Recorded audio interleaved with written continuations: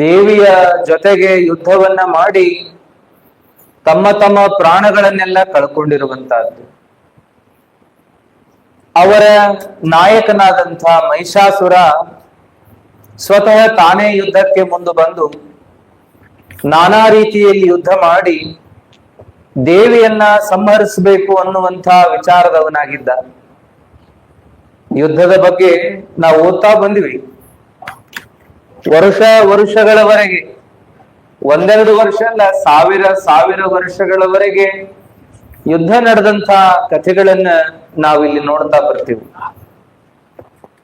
ಮಹಿಷಾಸುರ ತಾನೇನೇ ಪರಾಕ್ರಮಿಯಾದರೂ ಕೂಡ ದೇವಿಯ ಮುಂದೆ ಮಂಡಿ ಊರಬೇಕಾಯ್ತು, ತನ್ನ ಪ್ರಾಣವನ್ನ ದೇವಿಗೆ ಅರ್ಪಣೆ ಮಾಡಬೇಕಾಯ್ತು ಅನ್ನುವಂತಹದ್ದು ಈ ಅಧ್ಯಾಯದಲ್ಲಿ ನಾವು ಇದುವರೆಗೂ ನೋಡಿದ್ವಿ.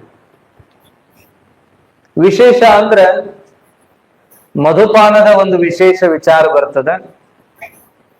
ಆಮೇಲೆ ಏನಪ್ಪಾ ಅಂದ್ರೆ ಎಷ್ಟು ಪರಾಕ್ರಮ, ಎಷ್ಟು ರೀತಿಯ ಯುದ್ಧ, ಅದೊಂದು ವಿಶೇಷತೆಯನ್ನ ಇಲ್ಲಿ ನೋಡ್ತಾ ಬರ್ತೀವಿ. ಮಹಿಷ ಅಂದ್ರ ಅಜ್ಞಾನ ಅಂತ ನೋಡಿದೀವಿ ನಾವು. ಅದೇನು ಸಣ್ಣ ಪ್ರಮಾಣದಾಗ ಇರಕ್ ಸಾಧ್ಯ ಇಲ್ಲ. ಜಗವನ್ನ ಬೆಳಗುವ ಬೆಳಗೇನದಲ್ಲ, ಬೆಳಗಿಗಿಂತ ಕತ್ತಲೆ ಬಹಳ ದೊಡ್ಡದು ಅಂತ ನಾವು ನೋಡ್ತೀವಿ. ಒಂದ್ ಅರ್ಥದೊಳಗೆ ಕತ್ತಲೆ ಎಷ್ಟಿದ್ರೇನು ಒಂದು ಸಣ್ಣ ಮಿಣುಕು ದೀಪ ಕತ್ತಲೆಯನ್ನ ಓಡಿಸ್ಬಿಡ್ತೈತಿ ಅಂತೇಳಿ. ಆದ್ರೆ ಇನ್ನೊಂದು ಅರ್ಥದಲ್ಲಿ ಏನ್ ನೋಡ್ತೀವಿ ಅಂದ್ರೆ ದೀಪ ಎಲ್ಲೆದನೋ ಅಲ್ಲಷ್ಟೇ ಕತ್ತಲ ಇಲ್ಲ, ಆ ದೀಪ ಇಲ್ಲದಲ್ಲಿ ಮತ್ತೆ ಕತ್ಲಿದ್ದೇ ಇರ್ತದಲ್ಲ. ಬೆಳಕು ಬರ್ತದ ಹೋಗ್ತದ, ಆದ್ರೆ ಶಾಶ್ವತವಾಗಿರೋದು ಯಾವುದು ಅಂದ್ರೆ ಕತ್ಲ ಅನ್ನುವಂತ ಮಾತನ್ನು ನೋಡ್ತೀವಿ. ಕತ್ತಲದ ಗರ್ಭದೊಳಗನ ಬೆಳಕು ಹುಟ್ಟತಿ ಅನ್ನುವಂತಹದ್ದು. ಹಾಗಾಗಿ ಕತ್ತಲೆಯನ್ನ ಸಣ್ಣದನ್ನಕ ಬರುವುದಿಲ್ಲ.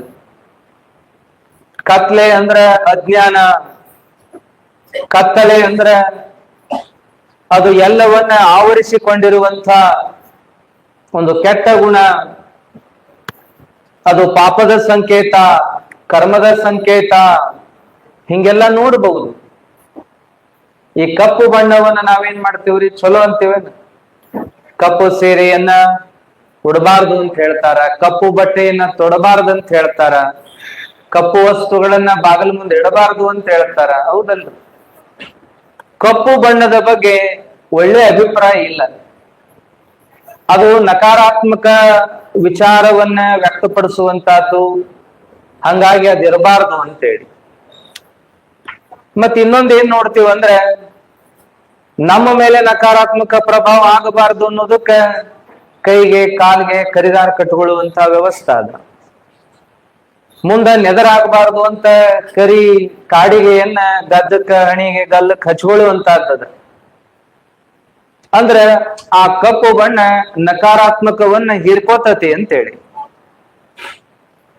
ಒಟ್ಟಾರೆ ಕಪ್ಪು ಬಣ್ಣದ ಬಗ್ಗೆ ಒಳ್ಳೆ ಅಭಿಪ್ರಾಯ ಇಲ್ಲ. ಅದನ್ನ ದಾರದ ಮೂಲಕ, ಕಾಡಿಗೆ ಮೂಲಕ ಉಪಯೋಗ ಮಾಡ್ತೀವಿ ಅಂದ್ರೂ ಅದು ನಕಾರಾತ್ಮಕದ ಸಂಕೇತ, ನಕಾರಾತ್ಮಕ ಶಕ್ತಿಯನ್ನ ಹೀರ್ಕೊಳ್ಳೋದು ಅಂತ ಮಾಡುವಂತಹದ್ದದ. ಇನ್ನ ಮನೆ ಮಠಗಳಲ್ಲಿ ಕಟ್ಟಿದ್ರ ಅದಕ್ಕೆ ನೆದರಾಗಬಾರ್ದಂತ ಕರಿ ಬಣ್ಣದ ಅರಿವಿಯ ಗೊಂಬೆಯನ್ನ ಕಟ್ಟುವಂತಹದ್ದನ್ನ ನೋಡ್ತೀವಿ. ಏನೇನೋ ವಿಚಾರಗಳಿಂಥವೆಲ್ಲ ಇದ್ರು ನಾವು ಕತ್ತಲೆಯ ಬಗ್ಗೆ ತಿಳ್ಕೊಳ್ಳೋದಾದ್ರೆ ಬೆಳಕಿಗಿಂತ ಬಹಳ ದೊಡ್ಡದು. ಬೆಳಕನ್ನೇ ತನ್ನ ಹೊಟ್ಟೆಗಿಂದ ಹೊರ ಹಾಕುವಂತ ಶಕ್ತಿ ಆ ಕತ್ತಲೆಗೆ ಐತಿ ಅನ್ನುವಂತಹದ್ದು. ಬೆಳಕು ಬರ್ತತಿ ಹೊಕ್ಕತಿ, ಆದ್ರೆ ಕತ್ಲೆ ಹೋಗಂಗೆ ಇಲ್ಲ, ಅದು ಶಾಶ್ವತವಾಗಿರ್ತದ ಅಂತೇಳಿ.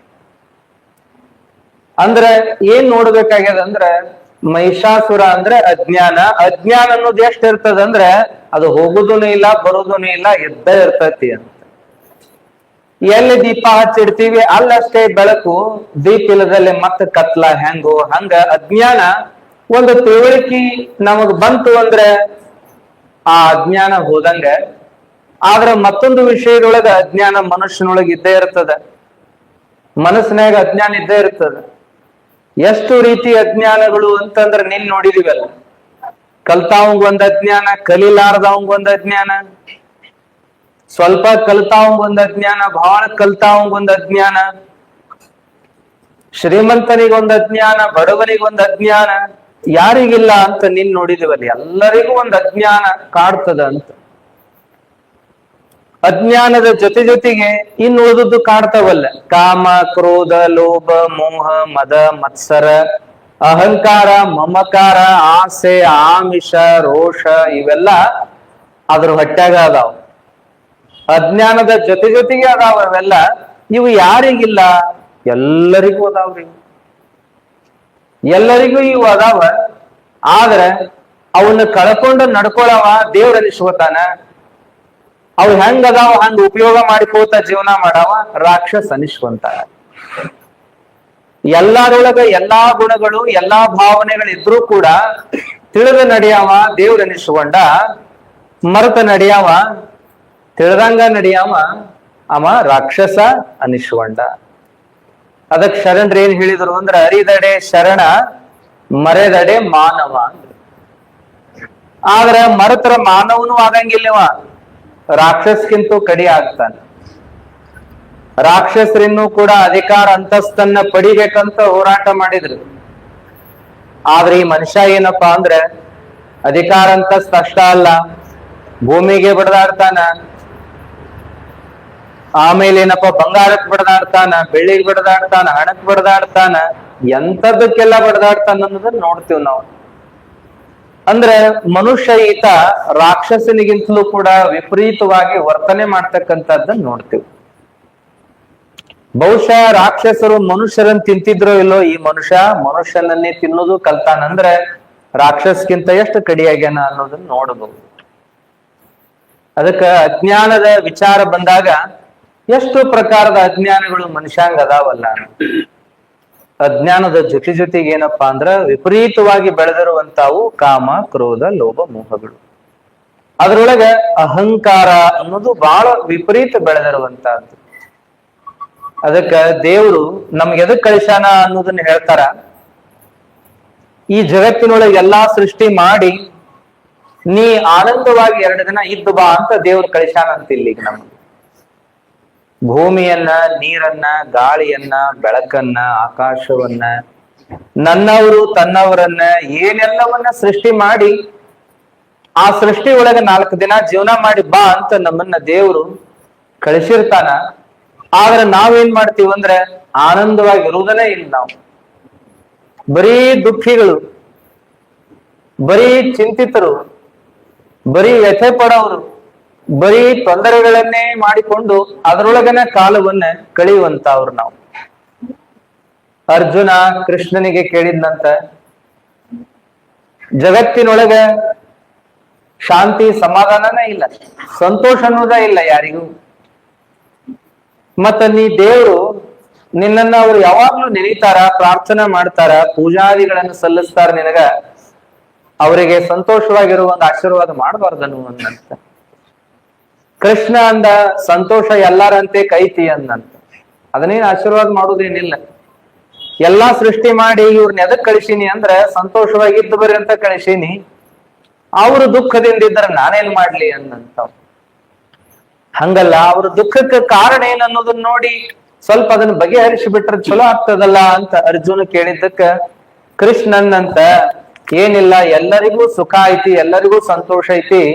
ಆದ್ರೆ ಯಾಕೆ ದುಃಖ ಪಡಾಕತ್ತಾರ ಅಂದ್ರೆ ಅವ್ರು ಮತ್ತೊಬ್ರು ಸಂತೋಷವಾಗಿರೋದನ್ನ ನೋಡಿ ದುಃಖ ಪಡಾಕತ್ತಾರ, ಮತ್ತೊಬ್ರು ಸುಖವಾಗಿರೋದನ್ನ ನೋಡಿ ದುಃಖ ಪಡಾಕತ್ತಾರ, ಮತ್ತೊಬ್ರು ತಮಗಿಂತೂ ಮುಂದದಾರ ಅಂತ ನೋಡಿ ದುಃಖ ಪಡಾಕತ್ತಾರ. ಇದಕ್ಕೆ ನಾನೇನ್ ಮಾಡ್ಲಿ ಅಂದಂತವ. ಯಾರಿಗೇನ್ ಕೊಡ್ಬೇಕು ನಾ ಕೊಟ್ಟೀನಿ, ಅದನ್ನ ಉಪಯೋಗ ಮಾಡ್ಕೊಂಡು ಆನಂದವಾಗಿ ಬದುಕಿದ್ರೆ ಆಯ್ತಲ್ಲ. ಮತ್ತೊಬ್ರು ನೋಡಿ ದುಃಖ ಮಾಡ್ತಾರಂದ್ರೆ, ಚಿಂತೆ ಮಾಡ್ತಾರಂದ್ರೆ, ನೋವು ಮಾಡ್ಕೋತಾರಂದ್ರೆ, ತ್ರಾಸ ಮಾಡ್ಕೋತಾರಂದ್ರೆ ಅದಕ್ಕ ಯಾರು ಹೊಣೆಗಾರರು ಅನ್ನಂತ ಕೃಷ್ಣ. ಅದಕ್ಕೆ ನಾವು ಸಂತೋಷವಾಗಿರೋದಕ್ಕೆ ಏನ್ ಕಡಿಮೆ ಆಗ್ಯದ ನಮಗ ಅನ್ನೋದನ್ನ ವಿಚಾರ ಮಾಡ್ಬೇಕಾಗಿ. ಇನ್ನೊಬ್ಬರ ಹತ್ರ ಇರುವುದು ನನ್ನ ಹತ್ರ ಇಲ್ಲ ಅಂತ ವಿಚಾರ ಮಾಡೋದು ಬೇಡ. ಅವ್ರಿಗೇನ್ ಕೊಡ್ಬೇಕು ಅವ್ರಿಗೆ ಕೊಟ್ಟಾನ, ನಮಗೇನ್ ಕೊಡ್ಬೇಕು ನಮಗ್ ಕೊಟ್ಟಾನ, ಕೊಟ್ಟದ್ರೊಳಗ ಜೀವನ ಮಾಡ್ಬೇಕು ಅನ್ನುವ ಭಾವನೆಯನ್ನು ಬೆಳೆಸಿಕೊಂಡ್ರೆ ಸಂತೋಷ ನಮ್ಮೊಳಗನ ಇರ್ತದ ಅನ್ನುವಂತ. ಹಂಗಾಗಿ ಅಜ್ಞಾನಿಗಳಾಗಬಾರದು. ಸ್ವಲ್ಪ ತಿಳುವಳಿಕೆಯನ್ನು ಬೆಳೆಸಬಹುದು. ಈ ಪುರಾಣ ಪ್ರವಚನ ಪುಣ್ಯಕಥೆ ಎದಕ್ಕಂದ್ರೆ ನಮ್ಮನ್ನ ಪ್ರಜ್ಞಾವಂತರನ್ನಾಗಿ ಮಾಡಕ್ಕಾದಾವ ಇವು, ನಮಗ ತಿಳುವಳಿಕೆ ಬೆಳೆಸಾಕ ಇವು ಇರುವಂತಹದ್ದು. ಆದ್ರೂ ನಾವು ತಿಳ್ಕೊಳ್ಳಿಲ್ಲ ಅಂದ್ರೆ ಮತ್ತು ಅಹಂಕಾರ ಮಾಡ್ತೀವಿ ಅಂದ್ರೆ ಯಾವ ದೇವರು ನಮ್ಮನ್ನ ಸುಖದಿಂದ ಇರಾಕ ಸಂತೋಷದಿಂದ ಇರಾಕ ಆಶೀರ್ವಾದ ಮಾಡ್ತಾರೆ ಹೇಳ್ರಿ? ಅದಕ್ಕಾಗಿ ನಾವು ನೋಡ್ಬೇಕಾಗ್ಯದ ಅರಿತು ಬಾಳುವ ಒಂದು ಜೀವನವನ್ನ ನಾವು ಮಾಡಬೇಕು ಅನ್ನುವಂತಹದ್ದು.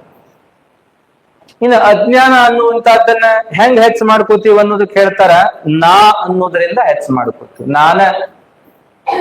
ಎಲ್ಲದಕ್ಕೂ ನಾ ಅನ್ನುವಂತಹದ್ದನ್ನ ನಾವೇನ್ ಮಾಡ್ತೀವಿ ಅಂದ್ರೆ ಬಹಳ ತಲೆಗೆ ಹಚ್ಕೊಂಡು ಮನಸ್ಸಿಗೆ ಹಚ್ಕೊಂಡು ಅದರಿಂದ ನಾವು ಇನ್ನುಳಿದದನ್ನೆಲ್ಲ ಬೆಳೆಸುವಂತ ಹೋಗ್ತೀವಿ. ಅಹಂಕಾರ ಮೊದಲು ಬಿಡಬೇಕು. ರಾಕ್ಷಸರಿಗೆ ಈ ಅಹಂಕಾರವೇ ಅವರಿಗೆ ಮುಳುವಾತು ಅಂತೇಳಿ ದೇವಾನುದೇವತೆಗಳನ್ನು ಕುರಿತು ತಪಸ್ಸು ಮಾಡಿದರು. ಅವರು ನೆಮ್ಮದಿಯಿಂದ ಜೀವನ ಮಾಡುವುದು ಬಿಟ್ಟು ನಾ ಅನ್ನುವ ಅಹಂಕಾರಕ್ಕೆ ಒಳಗಾಗಿ ಅವರು ನಾಶ ಆದರು ಅನ್ನುವಂತಹದ್ದನ್ನು. ಇವತ್ತ 5ನೇ ದಿನ. ಇವತ್ತಿನ ಅಧಿದೇವತೆ ಯಾರು ಅಂದ್ರೆ ಸ್ಕಂದ ಮಾತಾ ಅಂತ ನೋಡ್ತೀವಿ. ಸ್ಕಂದ ಮಾತಾನ ಬಗ್ಗೆ ಒಂದೆರಡು ಮಾತು ನೋಡುದಾದ್ರೆ, ಸ್ಕಂದ ಅಂದ್ರೆ ಷಣ್ಮುಖ ಅಂತೇಳಿ. ಆತನಿಗೆ ಮತ್ತೊಂದು ಹೆಸರದ ಸುಬ್ರಹ್ಮಣ್ಯ ಅಂತ ಅದಲ್ಲ, ಆತನಿಗೆ ಸ್ಕಂದ ಅಂತ ಕರೀತಾರ. ಶಿವ ದೀರ್ಘ ತಪಸ್ಸಿನೊಳಗಿದ್ದಾಗ ತಾರಕಾಸುರ ಅನ್ನವ ಬ್ರಹ್ಮನ ಕುರಿತು ತಪಸ್ ಮಾಡಿ ಆತ ವರ ಪಡ್ಕೊಂಡ, ನನಗ ಸಾಮಾನ್ಯರಿಂದ ಅಥವಾ ದೇವತೆಗಳಿಂದ ರಾಕ್ಷಸರಿಂದ ಪ್ರಾಣಿ ಪಕ್ಷಿಗಳಿಂದ ಸಾವು ಬರಬಾರದು ಅಂತ ಆಶೀರ್ವಾದ ತಗೊಂಡ. ಸಾವೇ ಇಲ್ಲದಂಗಂತೂ ಆಶೀರ್ವಾದ ಮಾಡುದಿಲ್ಲ. ಆದ್ರೆ ಸಾವು ಹೆಂಗ ಬರ್ಲಿ ಅಂದ್ರೆ ರಾಕ್ಷಸರಿಂದ ಬರುವುದು ಬೇಡ, ಮಾನವರಿಂದ ಬರುವುದು ಬೇಡ, ದೇವತೆಗಳಿಂದ ಬರುವುದು ಬೇಡ, ಕ್ರಿಮಿಕೀಟಾದಿ ಪ್ರಾಣಿಗಳಿಂದ ಬರುವುದು ಬೇಡ, ಶಿವಪಾರ್ವತಿಯರ ಗರ್ಭದಾಗ ಹುಟ್ಟಿದ ಶಿಶುವಿನಿಂದ ಬರುವುದಾದ್ರೆ ಸಾವು ಬರ್ಲಿ ಅಂತ ಅವ ಕೇಳ್ಕೊಂಡಿದ್ನಂತ. ಆದ್ರೆ ಶಿವ ಏನ್ ಮಾಡಿದ ಅಂದ್ರೆ ತಪಸ್ಸಿಗೆ ಕೂತಿದ್ದ. ಆ ಸಂದರ್ಭದೊಳಗೆ ಲೋಕದೊಳಗೆ ನಡೀತಕ್ಕಂತ ವ್ಯವಹಾರಗಳನ್ನ ಆತ ಗಮನಿಸ್ಲಿಲ್ಲ. ತಾರಕಾಸುರ ಏನ್ ಮಾಡಿದ ಅಂದ್ರೆ ದೇವತೆಗಳನ್ನು ಕಾಡಕತ್ತ, ಋಷಿ ಮುನಿಗಳನ್ನ ಕಾಡಕತ್ತ, ಲೋಕ ಕಂಟಕನಾಗಿ ವರ್ತನ ಮಾಡಕತ್ತ. ಅವರೆಲ್ಲರೂ ಏನ್ ಮಾಡಿದ್ರು ಅಂದ್ರೆ ಬ್ರಹ್ಮನ ಹತ್ರ ಹೋದ್ರು, ವಿಷ್ಣುವಿನ ಹತ್ರ ಹೋದ್ರು, ನಮಗ ತಾರಕಾಸುರನ ಕಾಟ ಬಹಳ ಆಗ್ಯದ, ಅವನಿಂದ ನಮ್ಮನ್ನ ರಕ್ಷಣೆ ಮಾಡ್ರಿ ಅಂತ ಬೇಡ್ಕೊಂಡ್ರು. ಅವಾಗ ಅವರು ಇದಕ್ಕ ಪರಿಹಾರ ಶಿವನ ಸೂಚಿಸ್ಬೇಕು, ಅಲ್ಲಿ ಹೋಗೋಣ ಅಂತ ಹೋದ್ರೆ ಶಿವ ತಪಸ್ಸಿ ಕೂತಾನ. ಅವನ್ನ ಎಚ್ಚರ ಮಾಡಾಕ ಎಬ್ಸಾಕ ಯಾರಿಗೂ ಶಕ್ತಿ ಇಲ್ಲ. ಅಂತ ಶಿವನನ್ನ ಎಚ್ಚರಗೊಳಿಸಾಕ ಉಪಾಯ ಮಾಡಿದ್ರು. ಕಾಮದೇವನಿಗೆ ಹೇಳಿದರು, ನೀನು ಹೂಬಾಣವನ್ನು ಬಿಟ್ಟು ಅವನ ಎಚ್ಚರಗೊಳಿಸು ಅಂತ. ಅವಾಗ ಕಾಮದೇವ ಏನ್ ಮಾಡಿದ, ಹೂಬಾಣವನ್ನ ಬಿಟ್ಟು ಶಿವನನ್ನ ಎಚ್ಚರಿಸಿದ. ಶಿವ ತನ್ನ ಉರಿಗಣ್ಣಿನಿಂದ ಕಾಮನನ್ನ ಸುಟ್ಟ. ಆ ನಂತರದೊಳಗೆ ಏನಪ್ಪಾ ಅಂದ್ರೆ ತನ್ನ ಆ ರೌದ್ರಾವತಾರದಿಂದ ತಾರಕಾಸುರನನ್ನು ಕೂಡ ಸಂಹಾರ ಮಾಡಬೇಕಲ್ಲ. ಆದ್ರೆ ಆ ಸಂಹಾರ ಮಾಡುವಂತ ಸಂದರ್ಭ ಆಮೇಲೆ ಬರ್ತದ. ಯಾಕಂದ್ರೆ ಶಿವ ಪಾರ್ವತಿಯರ ಹೊಟ್ಟೆಯಾಗ ಹುಟ್ಟಿದ ಮಗುವಿನಿಂದ ಸಂಹಾರ ಆಗ್ಬೇಕಂತ ಬೇಡ್ಕೊಂಡಿದ್ದ. ಇವ್ರು ಏನ್ ಮಾಡಿದ್ರು ಅಂದ್ರೆ ಒಂದು ಕಡೆ ಸ್ಕಂದ ಮಾತಾ ಅಂದ್ರೆ ಪಾರ್ವತಿ, ಆಕೆ ತಪಸ್ಸಿ ಕೂತಿದ್ಲು ಶಿವನನ್ನೇ ಮದುವೆ ಆಗ್ಬೇಕು ಅಂತೇಳಿ. ಅವಾಗ ಆ ಶಿವನನ್ನ ಎಚ್ಚರ ಮಾಡಕ ಕಾಮದೇವನಿಗೆ ಕೇಳ್ಕೊಂಡಾಗ ಶಿವ ಎಚ್ಚರಗೊಂಡ ಮೇಲೆ ಕಾಮ ಸುಟ್ಟು ಬೂದಿ ಆಗುವುದಂತೂ ನಿಶ್ಚಿತ. ಶಿವನ ಕೋಪವನ್ನ ಶಾಂತ ಮಾಡಕ ನೀನ ಬೇಕು ಅಂತ ದೇವಿಯನ್ನು ಕರ್ಕೊಂಡು ಬಂದಿದ್ರು. ದೇವಿಯನ್ನ ನೋಡಿ ಶಾಂತಗೊಂಡಂತ ಶಿವ ಏನಪ್ಪಾ ಅಂದ್ರೆ ವಿವಾಹವಾಗಿ ನಂತರದೊಳಗೆ ಅವರಿಂದ ಜನಿಸಿದವ ಯಾರು ಅಂದ್ರೆ ಈತ ಷಣ್ಮುಖ ಅಂತೇಳಿ ಅವನಿಗೆ ಸ್ಕಂದ ಅಂತ ಕರೆದ್ರು. ಕಾರಣ ಅಂದ್ರೆ ಅವನೊಳಗಂತ ತೇಜಸ್ಸಿತ್ತು ಅನ್ನುವಂಥದ್ದನ್ನ ಹೇಳ್ತಾರೆ. ಅಂತ ಆ ಷಣ್ಮುಖನಿಂದ ಏನಾಯ್ತು ಅಂತಂದ್ರೆ ಈ ತಾರಕಾಸುರನ ಸಂಹಾರ ಆಯ್ತು. ಅಂಥ ಸುಂದರವಾದ ಬಾಲಕನಿಂದ ತಾರಕಾಸುರನ ಸಂಹಾರ ಆದದ್ದನ್ನು ನೋಡಿದ ಪಾರ್ವತಿಗೆ ಬಹಳ ಪ್ರೀತಿಯಾಗಿ ಆ ಷಣ್ಮುಖನನ್ನ ತನ್ನ ತೊಡಿ ಮ್ಯಾಗ ಕುಂದ್ರಿಸ್ಕೊಂಡು ಕೂಡ್ತಾಳ. ಆಕೆಗೆ ಏನಂತ ಕರೆದ್ರು ಅಂದ್ರ ಸ್ಕಂದ ಮಾತಾ ಅಂತ ಕರೆದ್ರು. ಆಕಿ ಏನಪ್ಪಾ ಅಂದ್ರೆ ಹಸಿರು ಬಣ್ಣದ ಸೀರೆ ಉಟ್ಟು ತನ್ನ ಮಗ ಸುಬ್ರಹ್ಮಣ್ಯನ ತೊಡಿ ಮ್ಯಾಗ ಕುಂದ್ರಿಸ್ಕೊಂಡು ಕೂತಿರುವಂತಹ ಸ್ಥಿತಿ ಇರುವಿಕೆ ಆಕಿದು. ಆಕೆ ಏನ್ ಆಶೀರ್ವಾದ ಮಾಡ್ತಾಳ ಅಂದ್ರೆ ಸಮೃದ್ಧಿಯನ್ನ ಆಶೀರ್ವಾದ ಮಾಡ್ತಾಳ. ಸಮೃದ್ಧಿಯನ್ನ ಮತ್ತ ಅಭಿವೃದ್ಧಿಯನ್ನ ಆಶೀರ್ವಾದ ಮಾಡುವಂತ ಶಕ್ತಿ ಉಳ್ಳವಳು ಆಕಿ. ಬುಧ ಗ್ರಹದ ಅಧಿದೇವತೆ. ಬುಧ ಗ್ರಹದ ತೊಂದರೆ ನಮಗಾಗದಂಗ ಆಕೆ ಕಾಯ್ತಾಳ. ಆಕೆಗೆ ಏನಪ್ಪಾ ಅಂತಂದ್ರೆ ಬಾಳೆಹಣ್ಣಿನ ಪಾಯಸದ ಎಡೆಯನ್ನ ಮಾಡಬೇಕು. ಆಕೆಯ ಪೂಜಾದಿ ಕಾರ್ಯವನ್ನ ಬಹಳ ವಿಶೇಷವಾಗಿ ಆಚರಣೆ ಮಾಡ್ಬೇಕು ಅನ್ನುವಂಥದ್ದು ಬರ್ತದೆ. 5ನೇ ದಿನದ ಈ ಸಂದರ್ಭಕ್ಕೆ ಸ್ಕಂದ ಮಾತಾನನ್ನ ನೆನೆಯುವಂತಹದ್ದು. ತಾರಕಾಸುರನ ಸಂಹಾರ ಆದಂತಹ ವಿಚಾರವನ್ನೇ ನೋಡ್ತೀವಿ. ರಾಕ್ಷಸರ ಕುಲದೊಳಗ ಅವನು ಒಬ್ಬ ಬಹಳ ದೊಡ್ಡವ. ಹಂಗ ಈ ಮಹಿಷಾಸುರನು ಕೂಡ ಆ ಸಂಹಾರದ ವಿಚಾರ ನಾವು ನೋಡಿದ್ವಿ. ಅದರ ಜೋಡಿ ತಿಳ್ಕೊಬೇಕಾದಿಷ್ಟ ಅಹಂಕಾರಿಗಳು ನಾವು ಆಗಬಾರದು. ನಿನ್ನೆ ನೋಡಾಕತ್ತಿದ್ವಿ, ರೂಪದಿಂದ ಅಹಂಕಾರ ಬರಬಾರದು, ವಿದ್ಯೆಯಿಂದ ಅಹಂಕಾರ ಬರಬಾರದು, ಕುಲದಿಂದ ಅಹಂಕಾರ ಬರಬಾರದು, ಶ್ರೇಷ್ಠ ಕುಲದವ ಅಂತ ಹೇಳಿ. ನಂತರ ರಾಜ್ಯದಿಂದ ಅಹಂಕಾರ ಬರಬಾರದು, ಸೇವಕರಿಂದ ಅಹಂಕಾರ ಬರಬಾರದು, ವಾಹನದಿಂದ ಅಹಂಕಾರ ಬರಬಾರದು, ಕೀರ್ತಿಯಿಂದ ಅಹಂಕಾರ ಬರಬಾರದು. ಅಹಂಕಾರ ಯಾವುದೇ ಕಾರಣಕ್ಕೂ ಮನುಷ್ಯಗ ಬರಬಾರದು ಅಂತ. ಅಹಂಕಾರ ಯಾರಿಗೈತೋ ಅವರ ನಾಶ ಕಟ್ಟಿಟ್ಟ ಬುತ್ತಿ. ನಾ ಅಂದವನ್ನ ದೇವರು ಬಾ ಅಂತ ಕರೀತಾನಂತ. ಒಮ್ಮೆ ಯಮ ಒಬ್ಬ ಅವನ ಜೀವನ ಅವತ್ತು ಮುಗಿಯುವುದಿತ್ತು, ಕರ್ಕೊಂಡು ಹೋಗಾಕ ಅವನ ಸ್ವತಃ ಬಂದ. ಯಾಕಂದ್ರೆ ಅವ ಸಾಮಾನ್ಯ ಇದ್ದಿದ್ದಿಲ್ಲ, ದೇವರ ಮೂರ್ತಿಗಳನ್ನ ಕಟ್ಟಿಯುವಂತ ಶಿಲ್ಪಿ ಆಗಿದ್ನಂತ. ದೇವರ ವಿಶೇಷ ಅನುಗ್ರಹ ಅವನಿಗೂ ಆಗಿತ್ತು. ಅವನನ್ನ ಯಮದೂತರಿಗೆ ಒಯ್ಯುವ ಶಕ್ತಿ ಇದ್ದಿಲ್ಲ. ಹಂಗಾಗಿ ಸ್ವತಃ ಯಮ ಬಂದಿದ್ದ. ನೀವು ಧ್ರುವನ ಕಥೆ ಕೇಳ್ತಿರಲ್ಲ, ಧ್ರುವನ್ ಕರ್ಕೊಂಡು ಹೋಗಕ್ಕೂ ಅವನ ಬಂದಿದ್ದ. ಆ ನಂತರದೊಳಗೆ ಮಾರ್ಕಂಡೇಯನನ್ನ ಕರ್ಕೊಂಡು ಹೋಗಕ್ಕೂ ಬಂದಿದ್ದ. ಹಂಗ ಇಲ್ಲಿ ಏನಾಯ್ತು ಅಂದ್ರೆ ಈ ಶಿಲ್ಪಿಯನ್ನ ಕರ್ಕೊಂಡು ಹೋಗಕ್ಕೂ ಅವನ ಬಂದ, ಅವನ ಆಯುಷ್ಯ ತೀರೇದ ಅಂತ ಹೇಳಿ. ಆದ್ರೆ ಏನಾಯ್ತು ಅಂದ್ರೆ ಕರ್ಕೊಂಡು ಹೋಗಕ್ ಆಗಲೇ ಇಲ್ಲ, ಅವನು ಮುಟ್ಟಾಕ ಆಗಲಿಲ್ಲ. ಯಾಕಂದ್ರೆ ದೇವತೆಗಳು ಕಾಯ್ತಿದ್ರು ಅವನ್ನ. ಹೆಂಗ್ ಇವನನ್ನ ಒಯ್ಬೇಕು ಅಂತ ಯಮ ವಿಚಾರ ಮಾಡಿದ್ನಂತ. ಇದು ಇವನಿಗೆ ಗುರ್ತಾಗಿತ್ತು ಶಿಲ್ಪಿಗೆ, ನನ್ನ ಸಾವು ಹತ್ರ ಬಂದದ, ಸಾವಿನ ದೌಡಿ ಒಳಗ ಅದೀನಿ, ಏನೋ ಪುಣ್ಯದ ಬಲ ನನ್ನ ಕಾದದ, ಮತ್ತ ನಾ ಏನ್ ಮಾಡ್ಲಿ ಅಂತ ವಿಚಾರ ಮಾಡುವಾಗ ಯಮನೇ ಸ್ವತಃ ಬಂದು ಕರ್ಕೊಂಡು ಹೋಗವ ಅದಾನ ಅನ್ನೋದು ಗುರ್ತಾಗಿತ್ತು ಅವನಿಗೆ. ಯಾಕಂದ್ರೆ ಅವನು ಶಾಸ್ತ್ರೋಕ್ತವಾಗಿಯೇ ಅವ ಜೀವನ ಮಾಡುವಂತಾವ, ಧರ್ಮ ಪ್ರಕಾರ ಸಂಸ್ಕಾರದ ಪ್ರಕಾರ ಜೀವನ ಮಾಡುವಂತಾವ. ಶಿಲ್ಪಿ ಅಂದ್ರ ಅವನು ಶಾಸ್ತ್ರ ಬಲ್ಲವನ ನೋಡ್ರಿ. ಕಂಬಾರ ಹೌದಲ್ರಿ, ಆಮೇಲೆ ಏನಪ್ಪಾ ಅಂದ್ರೆ ಬಡಿಗ, ಏನು 5 ಆಚಾರಗಳನ್ನು ಪಾಲಿಸುವಂತವ್ರನ್ನ ನೋಡ್ತೀವಲ್ಲ, ಶಾಸ್ತ್ರೋಕ್ತವಾಗಿ ಅವರು ಅವನ್ನೆಲ್ಲ ಮಾಡ್ತಿರ್ತಾರೆ.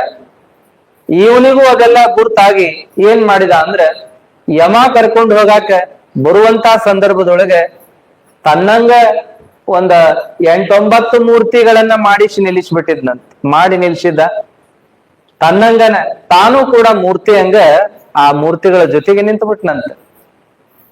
ಯಮ ಬಂದ ಅಲ್ಲ ಕರ್ಕೊಂಡು ಹೋಗ್ಬೇಕು ಅಂತ ಬಂದ್ರೆ ಅವನ್ ಮುಟ್ಟು ಧೈರ್ಯ ಅಂತೂ ಇದ್ದಿದ್ದಿಲ್ಲ. ಆದ್ರೂ ನನ್ನ ಧರ್ಮ ಯಾರ ಆಯುಷ್ಯ ತೀರಿರ್ತದೋ ಅವ್ರನ್ನ ಕರ್ಕೊಂಡು ಹೋಗುವಂತಹದ್ದು. ಶಿವಭಕ್ತ ಆದ್ರೇನು, ಶಾಸ್ತ್ರೋಕ್ತ ವಿಧಿವಿಧಾನಗಳಿಂದ ಜೀವನ ಮಾಡಿದ್ರೇನು, ಆಯುಷ್ಯ ತೀರಿದ ಮೇಲೆ ಕರ್ಕೊಂಡು ಹೋಗು ಕರ್ತವ್ಯ, ನೋಡೋಣ ಮಾಡೋಣ ನನ್ನ ಕರ್ತವ್ಯ ಅಂತ ಬಂದಿದ್ದ.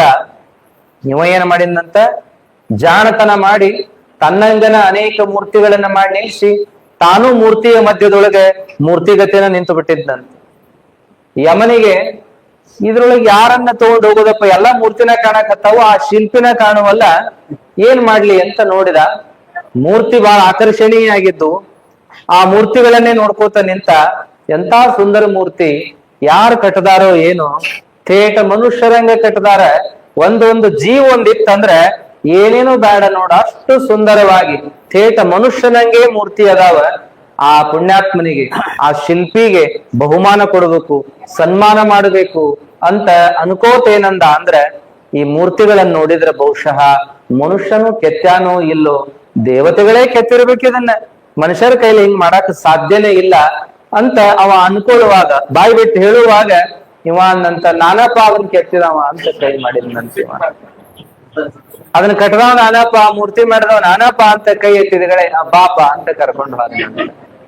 ನಿನ್ನ ಕರ್ಕೊಂಡು ಹೋಗಕ್ ಬಂದಿದ್ನಪ್ಪ, ನನಗೊಂದು ಇದೊಂದು ಉಪಾಯ ಹೊಳಿತು ನೋಡು ಅಂತ ಕರ್ಕೊಂಡು ಹೋದ್ನಂತ. ಅದಕ್ಕೆ ನಾ ಅಂದವನ್ನ ದೇವ್ರು ಬಾಬಾ ಅಂತಾನಂತ. ನಾ ಅನ್ಬೇಡ್ರಿ ಅನ್ನೋದಕ್ಕ ಈ ಕಥೆಯನ್ನು ಹೇಳ್ತಾರ. ಬ್ರಹ್ಮಾನಂದಜ್ಜವರು ಕೂಡ ಹೇಳ್ತಿದ್ರಂತ, ನಾ ಅನ್ಬೇಡ್ರು ಅಂತಂದು. ಸಿದ್ದಪ್ಪಜ್ಜ ಹೇಳ್ತಾನ, ಕಡ್ಕೊಳ್ಳೋ ಸಿದ್ದಪ್ಪಜ್ಜ, ಯಜ ಒಂದ್ ದಿವ್ಸ ಬಂದ್ ಬಾಗ್ಲ ಬಡದ್ನಿ, ಯಾವಾಗ್ಲೂ ದರ್ಶನ ಕೊಡ್ತಿದ್ದ, ಅವತ್ತು ಒಳಗ ಇದ್ದ ಅಜ್ಜ, ಬಾಳತ್ ಕಾದ್ನಿ, ಬಾಗ್ಲಾನ ತೆರಿಲಿಲ್ಲ, ಏನೋ ಒಂದ್ ಅವಶ್ಯ ಕೆಲ್ಸಕ್ಕ ಬಂದಿದ್ನಿ, ಬಾಗ್ಲಾ ಬಡದ್ನಿ ನಾನು. ಅಜ್ಜ ಒಳಗಿನಿಂದ ಯಾರು ಅಂದ್ರು, ನಾ ಯಜ ಅನ್ನಿ. ಅಜ್ಜ ಬಾಗ್ಲ ತೆರಿಲಿಲ್ಲ. ಮತ್ತ ಸ್ವಲ್ಪ ಹೊತ್ತು ಬಿಟ್ಟ ಮತ್ತ ಬಾಗ್ಲ ಬಡದ್ನಿ, ಯಾರು ಅಂದ್ರು ಅಜ್ಜ, ನಾ ಅನ್ನಿ. ಮತ್ತು ಬಾಗ್ಲ ತೆರಿಲಿಲ್ಲ. ಮತ್ತು ಒಮ್ಮೆ ಬಾಗ್ಲ ಬಡದ್ನಿ, ಮತ್ ಅಜ್ಜ ಕೇಳಿದ ಯಾರು ಅಂತೇಳಿ, ಮತ್ತು ನಾ ಏನನ್ನಿ, ನಾ ಅನ್ನಿ. ಅಜ್ಜ ಒಮ್ಮೆ ಶಿಕ್ಲೆ ಅನ್ನಂತ, ನಾನು ನಾಯಿಗೆ ಹೆಸರೇ ಇಲ್ಲೇನೋ ಅನ್ನಂತ ಅಜ್ಜ. ಯಪ್ಪ ನಾ ಸಿದ್ದಪ್ರಿ, ಹಾ ಮತ್ ಹಿಂಗ ಅನ್ನಲ್ಲ ಅಂತ ಹೇಳಿ ಬಾಗ್ಲ ತೆರೆದ್ರಂತ. ನಾ ಅನ್ನೋದು ಇರಬಾರ್ದು ಅಂತ ಅಜ್ಜ ಅವ್ರು ಹೇಳ್ತಿದ್ರಂತ. ಅವ್ರದ್ದು ಎಲ್ಲೇ ದೇಹ ಬಿಟ್ರು ಕೂಡ ಅವ್ರ ಸಮಾಧಿ ಸಂಶಿ ಒಳಗನ ಆಗ್ಬೇಕು ಅಂತ ಹೇಳಿ ಒಂದು ಸಂಕಲ್ಪ ಮಾಡಿದ್ರಂತ ಸಂಶಿ ಹಿರಿಯರು. ಗೌರ್ಷಾಣಿ ಅಮ್ಮವ್ರು ಹಿಡ್ಕೊಂಡು ಇನ್ನು ಉಳಿದವ್ರು. ಅವಾಗ ಅಜ್ಜವ್ರ ಕಡೆಯಿಂದ ಒಂದು ಪತ್ರ ಬರೆಸ್ಬೇಕು ಅಂತ ಹೇಳಿ ತಯಾರು ಮಾಡಿದ್ರು. ಎಲ್ಲೇ ದೇಹ ಬಿಟ್ರು ಇಲ್ಲೇ ಸಮಾಧಿ ಆಗ್ಬೇಕು ಸಂಶಿ ಒಳಗ ಅನ್ನುವಂಗ ಒಂದು ಪತ್ರ ಮಾಡಿ, ಒಂದು ಕಾಗದ ಮಾಡಿ ಅವ್ರ ಕಡೆಯಿಂದ ಸೈ ತಗೋಬೇಕು ಅಂತ ಹೇಳಿ. ಅವಾಗ ಅಜ್ಜವ್ರಿಗೆ ಅದನ್ನ ತೋರಿಸಿದಾಗ ಅಜ್ಜವ್ರು ನೋಡಿದ್ರಂತ. ಅಜ್ಜವ್ರ ಅದನ್ನ ನೋಡಿ ಸೈ ಮಾಡ್ಲಿಲ್ಲ ಅಂತವ್ರು. ಯಾಕೆ ಅಜ್ಜ ಒಂದ್ ಸೈ ಮಾಡಿಬಿಡ್ರಿ ಅಂತ ಹೇಳಿ ಅಂದಾಗ ಅವಾಗ ಅಜ್ಜವ್ರ ಏನಂದ್ರಂತ, ಅಲ್ಲೋ ಏನೈತಿ ಇಲ್ಲಿ ನೋಡಿಲ್ಲ ಮೊದಲಿಗೆ ಅಂದ್ರಂತ. ಕಾಗದೊಳಗೆ ಏನಿತ್ತು ಅಂದ್ರೆ ನಾನು ಬ್ರಹ್ಮಾನಂದ ಸ್ವಾಮಿ ಹಿಂಗ್ ಬರ್ದಿತ್ತಲ್ರಿ. ಅದು ಯಾವ್ದ ಕಾಗದ ನಮ್ಮ ಹೆಸರ ಮೇಲೆ ಮಾಡ್ಕೋಬೇಕಾದ್ರೆ ಏನ್ ಮಾಡ್ತೀವಿ, ನಾನು ಇಂಥವ ಅಂತಾನೆ ಚಾಲು, ನಾನು ಅನ್ನೋದ್ರಿಂದ ಪ್ರಾರಂಭ ಆಕ್ಕದಲ್ಲ. ಅದಕ್ಕೆ ಅಜ್ಜವ್ರ ಅಂದ್ರಂತ, ಇದನ್ನ ಬಿಡಾಕನ 8 ವರ್ಷ ಕಳೆದೀನಿ, ಮತ್ತು ಸಾಯೋ ಕಾಲಕ್ಕ ನಾ ಅಂದ ಸಾಯ್ಬೇಕಾ, ಬೇಡ ಅಂದ್ರಂತ ಅಜ್ಜವ್ರು. ಅದನ್ನೊಂದ್ ತೆಗೀರಿಪ್ಪ ಆಮೇಲೆ ಸಹಿ ಮಾಡ್ತೀನಿ ಅಂದ್ರಂತ. ಅದಕ್ಕೆ ಏನಪ್ಪಾ ಅಂದ್ರೆ ಅಜ್ಜವ್ರು ನಾ ಅನ್ನೋದನ್ನ ಬಿಡಬೇಕು ಅಂತಲೇ ಅವ್ರ ಉಪದೇಶವನ್ನ ಮಾಡ್ತಾ ಬಂದಂತವ್ರು.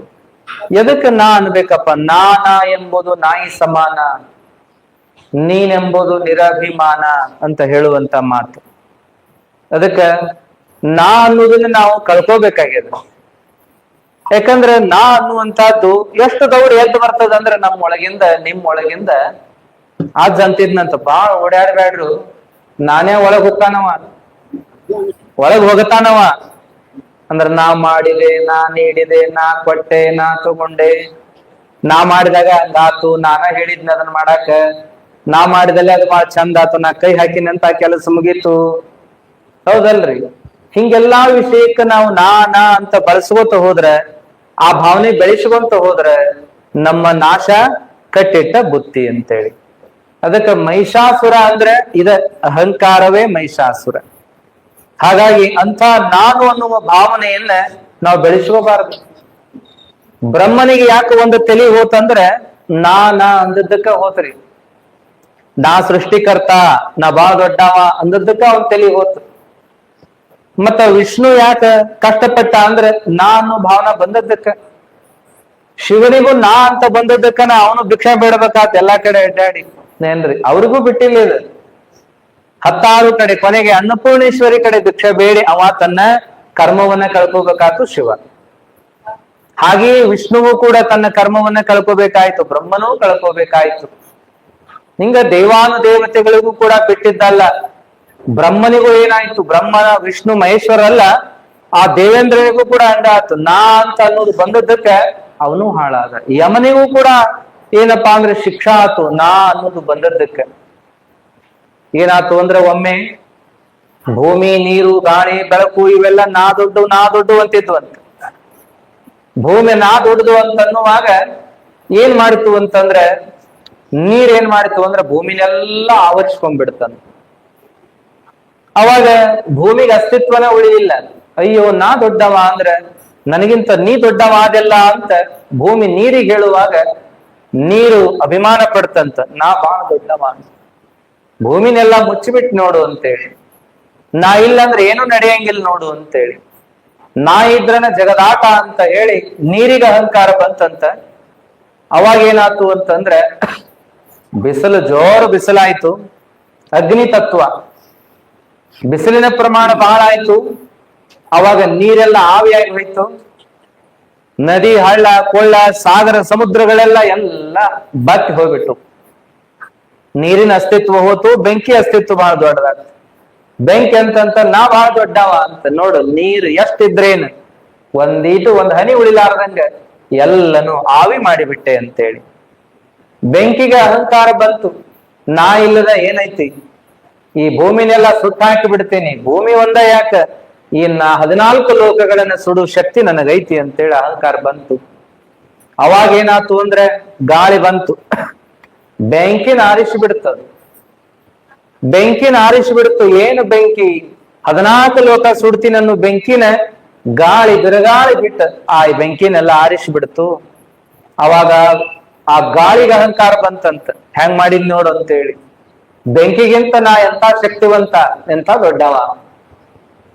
14 ಲೋಕ ಸುಡೋ ಶಕ್ತಿ ಇದ್ದಂತ ಬೆಂಕಿನ ನಾ ಆರಿಸಿಬಿಟ್ನಿ ಅಂತೇಳಿ. ನಾ ಇದ್ರೆ ಬೆಂಕಿ ಉರಿತದ, ನಾನು ಸ್ವಲ್ಪ ಮನಸ್ಸು ಮಾಡಿದೆ ಅಂದ್ರೆ ಹೆಚ್ಚಿಗೆ ಬೀಸಿದೆ ಅಂದ್ರೆ ಬೆಂಕಿ ಆರ್ತದ ಅಂತ ಶಕ್ತಿ ಐತಿ ಅಂತ ಗಾಳಿ ಅಹಂಕಾರ ಪಡುವಾಗ ಮುಂದೇನಾತ್ರಿಪ್ಪ ಆಕಾಶ. ಆಕಾಶ ಏನ್ ಮಾಡಿತು ಅಂತಂದ್ರೆ ಗಾಳಿನೆಲ್ಲ ತನ್ನ ಕಾಲಾಗಿಟ್ಕೊಂಡು ಮ್ಯಾಲೇರಿ ನಿಂತ್ಕೊಂಡ್ಬಿಡುತ್ತಂತ. ಆಕಾಶ ಗಾಳಿ ಮೀರಿ ನಿಂತ್ಕೊಂಡ್ಬಿಡ್ತು. ಗಾಳಿ ತನ್ನ ಕಾಲ ಹಾಕಿ ನಿಂತ್ಕೊಂತು, ಅದರ ಆಟ ನಡಿಲಾರ್ದಂಗ್ ಮಾಡಿತು. ಹಂಗಾಗಿ ಗಾಳಿಗೂ ಅಹಂಕಾರ ಹೋಯ್ತು, ನನಗಿಂತಲೂ ದೊಡ್ಡದೊಂದು ಆಕಾಶ ಐತಿ ಅಂತ ಹೇಳಿ. ಆಕಾಶಕ್ಕೆ ಅಹಂಕಾರ ಬಂತು. ಅವಾಗ ದೇವರೇನ್ ಮಾಡಿದ ಅಂದ್ರೆ ತಾನೇ ಸ್ವತಃ ಅದರ ಮೇಲೆ ನಿಂತುಕೊಂಡು ಹೇಳಿದ, ನೀವೆಲ್ಲರೂ ನನ್ನ ಕೈವಶ ಇದ್ದೀರಪ್ಪ ಅಂತ. ನನ್ನ ಇಚ್ಛಾ ಮಾತ್ರದಿಂದ ನೀವೆಲ್ಲ ಕಾರ್ಯ ಮಾಡ್ಬೇಕೇ ವಿನಃ ನೀವು ಸ್ವತಂತ್ರರಲ್ಲ.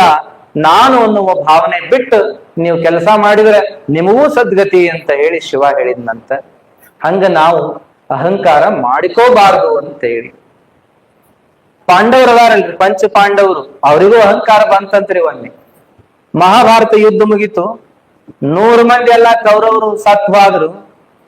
ಮುಂದೇನಪ್ಪಾ ಅಂದ್ರೆ ಪಾಂಡವರು ಉಳ್ಕೊಂಡ್ರು, ಅವರಿಗೆ ರಾಜ್ಯ ಸಿಕ್ತು. ಅವ್ರೇನಪ್ಪಾ ಅಂದ್ರೆ ಎಲ್ಲರೂ ಬಂದು ಆ ಆಸ್ಥಾನದೊಳಗೆ ಕುತ್ಕೊಂಡು ನಕ್ಕೋಂತ ಸಂತೋಷದಿಂದ ಮಾತಾಡಕತ್ತಿದ್ರು.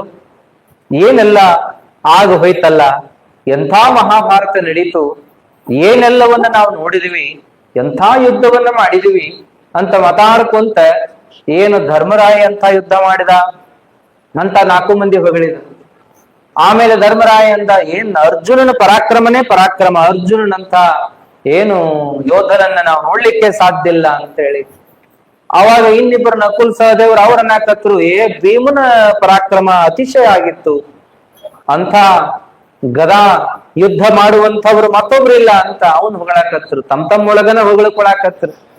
ಧರ್ಮರಾಯ, ಭೀಮ, ಅರ್ಜುನ, ನಕುಲ, ಸಹದೇವ ಒಬ್ರಿನೊಬ್ರು ಹೊಗಳ್ಕೊಳಕತ್ರ. ಅವ್ರು ನಾ ಹೆಂಗ್ ಮಾಡಿದ್ನಿ ಯುದ್ಧ, ನೀ ಹೆಂಗ್ ಮಾಡಿದಿ, ನಿಂದ ಬಹಳ ಜೋರ್ ಆತಪ್ಪ, ನಿನ್ನ ಪರಾಕ್ರಮ ಮೆಚ್ಕೋಬೇಕು ಅಂತ ಇವಂಗ ಅವ್ರಿಗೆ ಇವ್ರು ಹೊಗಳ್ಕೋತ ಕೂತಾಗ ಕೃಷ್ಣ ಸುಮ್ಮನ ಕುಂತಿದ್ನಂತ್ರಿ. ಏನು ಮಾತಾಡ್ಲಾರ್ದು ಸುಮ್ ಕುಂತಿದ್ನಂತ. ಅವ್ರೆಲ್ಲರೂ ಮಾತಾಡೋದು ಮುಗಿದ ಮೇಲೆ ಕೃಷ್ಣನ್ ನೋಡಿ ಕೇಳ್ತಾರಂತ, ಅಲ್ಲ ಇಟ್ಟು ಮಾತಾಡಕತ್ತೀವಿ, ಎಂತ ಯುದ್ಧ ಮಾಡಿದ್ವಿ, ಏನೆಲ್ಲ ನೋಡಬಾರದು ನೋಡಿದೀವಿ, ಏನೆಲ್ಲ ಆಯ್ತು, ಕೊನೆಗೆ ಈ ಸಾಮ್ರಾಜ್ಯವನ್ನ ನಾವು ಆಳುವಂತ ಸಂದರ್ಭ ಬಂತು, ಇಷ್ಟು ಕುತ್ಕೊಂಡು ಎಲ್ಲಾನು ಮಾತಾಡಕತ್ರೆ ಅವನ ಪರಾಕ್ರಮ ಇವನ ಪರಾಕ್ರಮ ಅವ ಹೊಗಳ್ಕೊಂತ ಆನಂದ ಪಡುವಾಗ ನೀ ಸುಮ್ನ ಕುಂತಿಯಲ್ಲೋ ಕೃಷ್ಣ, ಯುದ್ಧ ನಾವು ಹೆಂಗ್ ಮಾಡಿದೀವಿ, ನಿನ್ನ ಪ್ರಕಾರ ಯಾರ್ ಚಂದ ಯುದ್ಧ ಮಾಡಿದ್ರು, ಯಾರು ಅತ್ಯಂತ ಪರಾಕ್ರಮಿಗಳು ಬಲಶಾಲಿಗಳು ಅಂತ ನಿನಗನ್ನಿಸ್ತದ, ನಮ್ ಬಗ್ಗೆ ಒಂದ್ 4 ಮಾತು ಹೇಳ ಅಂತಂದಾಗ ಕೃಷ್ಣ ನಗಾಕತ್ತ, ನನಗೇನ್ ಅದ್ರ ಬಗ್ಗೆ ಬರೋಬ್ಬರಿ ಗೊತ್ತಿಲ್ಲ ಅಂದವ. ಯಾರು ಚಲೋ ಯುದ್ಧ ಮಾಡಿದ್ರು, ಯಾರು ಅತ್ಯಂತ ಬಲಶಾಲಿಗಳು ಪರಾಕ್ರಮಿಗಳು ನನಗ್ ಹೇಳಕ್ ಸಾಧ್ಯ ಆಗುದಿಲ್ಲ. ಮತ್ತ ನೀವೇನ್ ಇದು ತಕ ಮಾತಾಡಿದ್ರೆ ಅದು ಅರ್ಧಂಬರ್ಧನ. ಅದು ಯಾರು ಯುದ್ಧವನ್ನ ಪೂರ್ಣವಾಗಿ ನೋಡಿದ್ರೋ, ಸಾಕ್ಷೀಭೂತವಾಗಿ ನೋಡಿದ್ರೋ ಅವ್ರ ಬಾಯಿಲೆ ಮಾತ್ರ ಕೇಳ್ಬೇಕೇ ವಿನಃ ನಾವು ನೀವು ಮಾತಾಡ್ಕೊಂಡ್ರೆ ಏನ್ ಉಪಯೋಗ ಇಲ್ಲ. ನಮ್ಮನ್ನ ನಾವ ಹೊಗಳ್ಕೊಂಡ್ರೆ, ನಮ್ ಬೆನ್ ನಾವ ಚಪ್ಪರಿಸ್ಕೊಂಡ್ರೆ ಏನ್ ಚಂದ ಇರ್ತದೋ ಮಾರಾಯ. ಹಂಗಿರಂಗಿಲ್ಲದು. ನಿಮ್ ಜೋಡಿ ನಾನು ಅಲ್ಲೇ ಇದ್ನಲ್ಲ, ನಿಮ್ಮೊಳಗ ನಾನು ಒಬ್ಬವ, ನಾನ ರಥ ಓಡ್ಸಾಕತ್ತಿದ್ನಿ. ಇಡೀ ಯುದ್ಧವನ್ನ ನಾನ್ ಎಲ್ಲಿ ನೋಡಕ್ ಸಾಧ್ಯ ಆತು, ನನಗ್ ಹೆಂಗ್ ಹೇಳಾಕ್ ಬರ್ತತಿ. ಅವಾಗ ಅವ್ರಂದ್ರು, ಹಂಗಾರೆ ಯಾರನ್ನ ಕೇಳ್ಬೇಕು? ಇಲ್ಲ, ಬಾರ್ಬರಿಕ ಅಂತ ಒಬ್ಬವ ಅದಾನ, ಅವನು ಕೇಳಿದ್ರೆ ಅವ ಹೇಳ್ತಾನ. ಇಡೀ ಯುದ್ಧವನ್ನೇ ಅವ ಬಾಳ ಚಂದ ನೋಡ್ಯಾನ, ಧಾರಾವಾಹಿ ನೋಡಿದಂಗ್ ನೋಡ್ಯಾನ, ಸಿನಿಮಾ ನೋಡಿದಂಗ್ ನೋಡ್ಯಾನ, ಸಾಕ್ಷೀಭೂತವಾಗಿ ನೋಡ್ಯಾನ, ಇಂಚಿಂಚು ನೋಡ್ಯಾನ. ಅವನ ಬಾಯಿಲೆ ಕೇಳಿದ್ರೆ ಸತ್ಯ ಗೊತ್ತಾಗ್ತದ ಅಂತೇಳಿ ಇವ್ರಿಗೆ ಆಶ್ಚರ್ಯ ಆಯ್ತು. ಹಂಗಾರ ಅವನ ಬಾಯಿಲೆ ಕೇಳೇ ಬಿಡುದು. ಈ 5 ಮಂದಿ ಮತ್ತು ಕೃಷ್ಣ ಕೂಡಿ ಅವ ಇದ್ದಲ್ಲೇ ಹೋದ್ರು, ಬಾರ್ಬರಿಕ ಇದ್ದಲ್ಲಿ ಹೋದ್ರು. ಅವನ್ನ ಕೇಳ್ತಾರ, ಅಲ್ಲ ಎಂಥ ಯುದ್ಧ ನಡೆದು ಹೋಯ್ತು ಮಹಾಭಾರತ. ಆ ಯುದ್ಧದೊಳಗೆ ನಾವ್ ಹೆಂಗ ನಮ್ಮ ಶೂರ ವೀರತನವನ್ನ ಪ್ರದರ್ಶನ ಮಾಡಿದ್ವಿ, ನಮ್ಮ ಒಳಗ ಯಾರು ಯುದ್ಧ ಅತ್ಯಂತ ಶ್ರೇಷ್ಠ ಅನಿಸ್ತು, ಯಾರು ಪರಾಕ್ರಮಿಗಳು ಬಲಶಾಲಿಗಳು ಅಂತ ಅನಿಸ್ತು, ಒಂದಿಷ್ಟು ಹೇಳು ಅಂತ ಕೇಳಿದ್ರಂತ. ಅವಾಗ ಅವ ಬಾರ್ಬರಿಕ ಸ್ವಲ್ಪ ಹೊತ್ತು ಕಣ್ಣು ಮುಚ್ಕೊಂಡು ಸುಮ್ಮನೆ ಕುಂತು ಆಮೇಲೆ ಹೇಳ್ತಾನಂತ. ಏನಂತ ಹೇಳ್ತಾನಂದ್ರೆ, ನನಗ ಯುದ್ಧ ಭೂಮಿ ಒಳಗ ಏನೇನೂ ಕಾಣ್ಲೇ ಇಲ್ಲ. ಯುದ್ಧ ಭೂಮಿ ಒಳಗ ಒಂದ ಕಂಡದ್ದೇನಪ್ಪಾ ಅಂದ್ರೆ ಕೃಷ್ಣನ ಸುದರ್ಶನ ಚಕ್ರ ಮಾತ್ರ ಕಂಡಿತು. ಯಾಕಡೆ ಹೇಳ್ತೀನಿ, ಅದ ಸುದರ್ಶನ ಚಕ್ರ ಬಿಟ್ರಿ ಇನ್ನೇನು ನೋಡೇ ಇಲ್ಲ ನಾನು. ಯಾವ ದಿಕ್ಕಿನ ನೋಡಿದ್ರು, ಎಲ್ಲಾ ಕಡೆ ನೋಡಿದ್ರು, ಕಂಡದ್ದು ಒಂದ ಏನಪ್ಪಾ ಅಂದ್ರೆ ಕೃಷ್ಣನ ಕೈಯೊಳಗಿನ ಸುದರ್ಶನ ಚಕ್ರ. ಅದೊಂದು ಬಿಟ್ರೆ ಇನ್ನೇನು ಕಾಣ್ಲಿಲ್ಲ ನಾನು ಅಂದಾಗ ಆ 5 ಮಂದಿ ಅಹಂಕಾರ ಇಳಿದು ಹೋಗ್ಬಿಡುತ್ತಂತ್ರಿ. ನಾ ಹೋರಾಡಿದೆ, ನೀ ಹೋರಾಡಿದೆ, ನಾನ್ ಇದನ್ ಮಾಡಿದೆ, ನೀ ಇದನ್ ಮಾಡಿದೆ ಅನ್ಕೊಳ್ಳುವಾಗ ಅವ್ರಿಗೆ ಅಭಿಮಾನ ಅನ್ಸಿತ್ತು ತಮ್ಮ ಬಗ್ಗೆ ತಮಗ. ಕೊನೆಗೆ ಅವ ಹೇಳಿದ್ನಲ್ಲ, ಕೃಷ್ಣನ ಸುದರ್ಶನ ಚಕ್ರ ಒಂದೇ ಕಂಡಿತ್ತು ಅಂತ ಹೇಳಿದಾಗ, ಇಲ್ಲ ತಪ್ಪಾಯ್ತು ನಮ್ಮದು, ನಾವು ಯುದ್ಧ ಮಾಡಿದ್ವಿ, ನಾವು ಗೆದ್ವಿ ಅನ್ನೋ ಅಹಂಕಾರ ನಮಗ್ ಬಂದಿತ್ತು. ಕೃಷ್ಣ ಅದಾನಂತ ಇದೆಲ್ಲ ಆಗ್ಯದಿಲ್ಲ ಅಂದ್ರೆ ಅಕ್ಕಿದ್ದಿಲ್ಲ ಅಂತೇಳಿ ಕೃಷ್ಣನ ಪಾದಕ್ಕೆ ಬಿದ್ರಂತವ್ರೆಲ್ಲ. ಹಿಂಗ ಅಹಂಕಾರ ಅನ್ನೋದು ಎಲ್ಲರೊಳಗ ಸುಳಿದು ಹೋಗ್ತಿರ್ತದ. ಆದ್ರ ನಾವ್ ಅದನ್ನ ಹಿಡ್ಕೊಂಡ್ ಕೂಡಬಾರ್ದು. ನಾವು ಸುಂದರದಿವಂತನೂ ಆಗಲಿ, ವಿದ್ಯಾವಂತರದಿವ್ ಅನ್ನೋದಾಗಲಿ, ಶ್ರೀಮಂತರದಿವ್ ಅನ್ನೋ ಕಾರಣಕ್ಕಾಗಲಿ, ಆಸ್ತಿವಂತರದಿವ್ ಅನ್ನೋ ಕಾರಣಕ್ಕಾಗಲಿ, ಪದವಿ ಪ್ರಶಸ್ತಿಗಳನ್ನ ಪಡೆದವರದಿವ್ ಅನ್ನೋ ಕಾರಣಕ್ಕಾಗಲಿ ಯಾವುದೇ ಕಾರಣಕ್ಕೆ ಅಹಂಕಾರ ಮಾಡಬಾರದು. ಯಾವುದು ಶಾಶ್ವತ ಅಲ್ಲ. ಅದಕ್ಕಾಗಿ ನಾವು ಅಹಂಕಾರವನ್ನ ಬಿಟ್ಟು ನಡಿಬೇಕು ಅನ್ನುವಂತ ಮಾತನ್ನ ಹೇಳ್ತಾ ಬರ್ತಾರ. ಎಂಥವಾದ್ರೆ ನಿನ್ನೆ ನೋಡಿದ್ರಲ್ಲ, ಅಂಬಾನಿ ಬಹಳ ದೊಡ್ಡವ ಅಂತಂದ್ರೆ, ಬಹಳ ದೊಡ್ಡ ಶ್ರೀಮಂತ ಅಂದ್ರೆ ಅವನಿಗಿಂತ ಒಬ್ಬ ಅದಾನ ಬಿಲ್ಗೇಟ್ಸ್ ಅಂತ ಅದಾನ. ಬಿಲ್ಗೇಟ್ಸ್ ಮಹಾ ಶ್ರೀಮಂತ ಅಂದ್ರೆ ಅವನಿಗಿಂತ ಎಲನ್ ಮಸ್ಕ್ ಅಂತ ಅದಾನ. ಅವ ಅಂದ್ರೆ ಅವನಿಗಿಂತ ಮತ್ತೊಬ್ಬ ಬಂದಾನ್ರಿ, ಈಗ ಹೊಸ ಹೆಸರು ಬಂದದ, ಅವ ಶ್ರೀಮಂತ ಅದಾನ ಅಂತೇಳಿ ಬಂದದ. ಅಂದ್ರೆ ಅಪ್ಪಗ ಒಬ್ಬವ ಅಪ್ಪ ಇರ್ಲೇಬೇಕು. ನಾ ಅಂದ್ರೆ ನನಗಿಂತ ಒಬ್ಬವ ದೊಡ್ಡವ ಜಗತ್ನ್ಯಾಗ ಇರ್ಲೇಬೇಕು. ಹಾಗಾಗಿ ಯಾವುದಕ್ಕೂ ಅಹಂಕಾರ ಒಳ್ಳೇದಲ್ಲ ಅಂತ ಹೇಳುವುದೇ ಮಹಿಷಾಸುರನ ಅಧ್ಯಾಯ ಅಂತ ನೋಡಿ